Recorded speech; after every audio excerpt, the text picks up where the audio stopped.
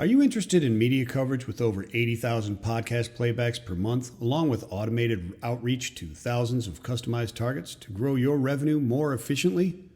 With over $8 billion in new sales pipeline growth delivered to our partners so far, we can help. Please reach out for more information. Intermodal volumes. What do they mean?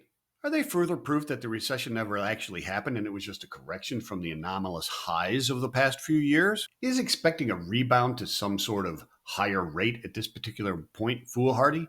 Since the latest JB Hunt report, I'd say that that's more accurate. An excellent article was published in freightwaves.com by my good friend Jean-Paul Hempstead, and it reports that intermodal volumes are doing quite well at this point.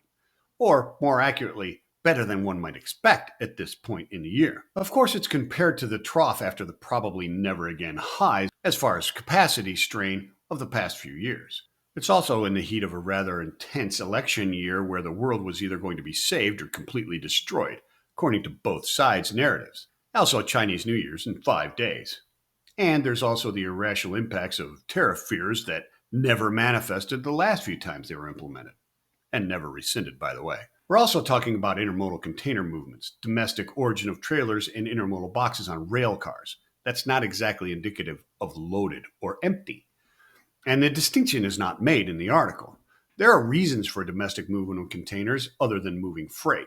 Repositioning happens due to shortages or buildup of empties, which is indicative of an unbalanced market, not necessarily a good thing.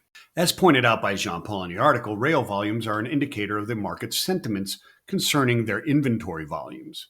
Rail is cheaper than over the road, and the gap in rates is as important as the service times, which are worse than over the road. But the real variable that impacts all those other functions in this equation is demand. Not for the capacity, that's a symptom. The real variable is demand of the freight. Low current demand and projected low near future demand equal more intermodal moves compared to over the road. What if the industry's collective intelligence drove the news and the data that you saw